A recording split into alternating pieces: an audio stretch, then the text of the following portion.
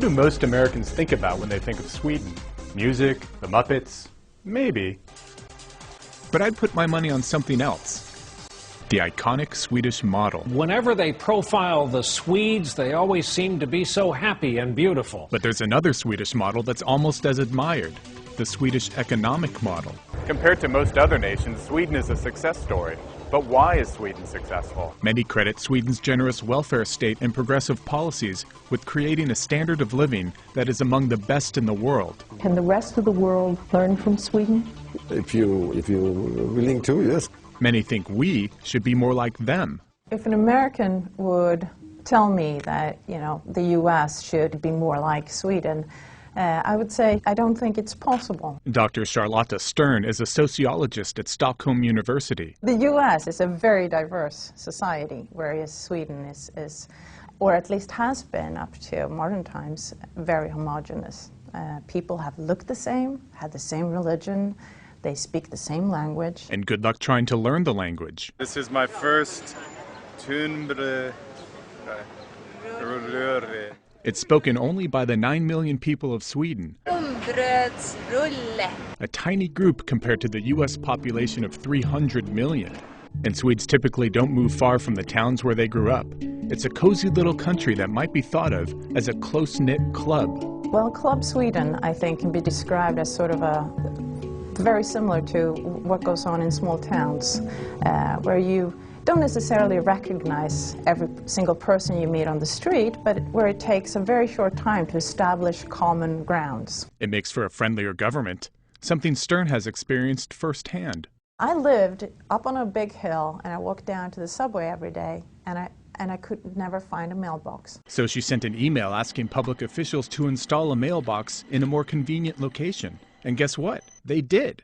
A postal worker even invited her to the grand opening. And she asked me if I could actually come and cut the ribbon. Don't bet on getting that kind of service from the U.S. Postal Service. American bureaucracies just don't inspire much trust. It's the high trust that Swedes have in each other that makes it possible to build an extensive welfare state. America could pass laws that mimic Sweden's welfare state policies, but it's tough to replicate a culture that allows those policies to work about as smoothly as possible.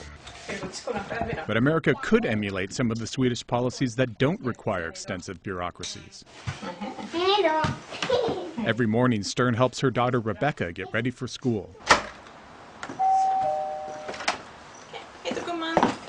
I think as a mother, the most important aspect actually for me is that my daughter is happy. I like my school very much. Most aspects of Swedish schooling would be familiar to Americans. We practice reading, we practice spelling. Who's this Josef guy I hear about? There are even the inevitable schoolyard romances. My boyfriend. But there's a big difference. Rebecca uses a voucher to attend a private school. You now have a choice to sort of seek out a school that you feel is the right one for your kid. U.S. teachers' unions regard vouchers as free market radicalism, but families in progressive Sweden enjoy universal school choice.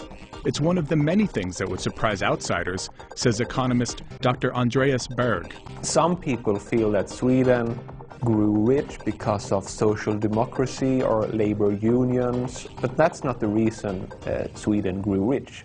Sweden grew rich like any country that is rich, through well-functioning capitalist institutions, work, trade, innovation. That, says Berg, is what transformed the poverty-stricken Sweden of the late 19th century into one of the world's richest nations by the time a certain foursome started singing. But then Sweden changed course and adopted the progressive policies that made it famous. However, after years of economic sluggishness, Sweden altered its direction again in the 1990s, adopting many free market reforms, from school choice to deregulation.